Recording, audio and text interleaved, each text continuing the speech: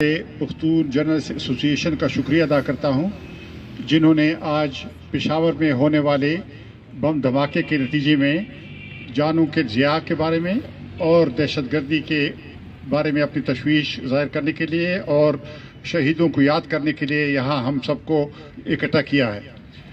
گزارش یہ ہے کہ ہم دیکھ رہے ہیں کئی دہائیوں سے ہمارے ہاں دہشت گردی ہے اور خصوصاً جب پاکستان فرنٹ لائن سٹیٹ بن جاتا ہے تو خیبر پختونخوا فرنٹ لائن صوبہ بن جاتا ہے، اور اس جنگ میں ہم نے بہت خونریزی دیکھی ہے۔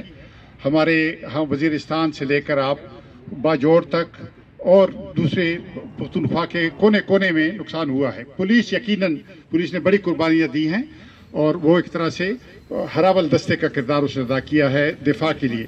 لیکن ایک گزارش میں کرنا چاہتا ہوں، یہ کوئی ایسی اتفاقی واقعات نہیں ہے، یہ اس غلط سیاست کا نتیجہ ہے جو پاکستان کے حکمرانوں نے 30-40 سال سے پرائی جنگوں کے ٹھیکے لینے کے ذریعے کی ہے، اور یہ جنگیں لے آئے ہیں ہمارے گھروں میں۔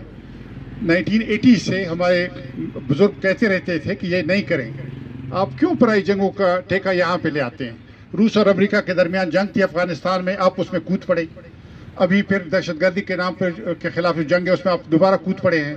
تو یہ جو ٹھیکے لینا ہے جنگ کے، یہ ختم کیے جائے اور ہمیں امن اور ترقی کی طرف قدم بڑھانا چاہیے۔ خصوصاً پشتونوں کی طرف سے میں یہ بات کہنا چاہتا ہوں کہ انہوں نے بہت برداشت کر لیا ہے اور وہ اس مزید جنگ برداشت کرنے کے لیے تیار نہیں ہیں، اور آپ نے دیکھا کہ جس طرح سے ہمارے لوگ اٹھ کھڑے ہوئے ہیں، یہ جو عوامی ابھار امن کی تحریک ہے، ہم اس کی بھرپور حمایت کرتے ہیں اور پاکستان بھر کے لوگوں سے اپیل کرتے ہیں کہ وہ بھی امن کی اس تحریک میں شامل ہو جائیں۔ میں آپ کا شکریہ ادا کرتا ہوں۔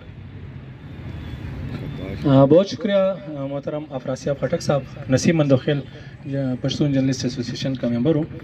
ابھی میں شہاب خان سے درخواست کرتا ہوں کہ وہ اپنے خیالات کا اظہار کریں مختصر الفاظ میں۔ شہاب الدین خان۔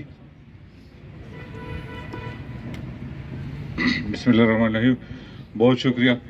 سب سے پہلے میں پختون جرنلسٹ اور حسن خان کا مشکور ہوں کہ انہوں نے یہ پروگرام منعقد کیا۔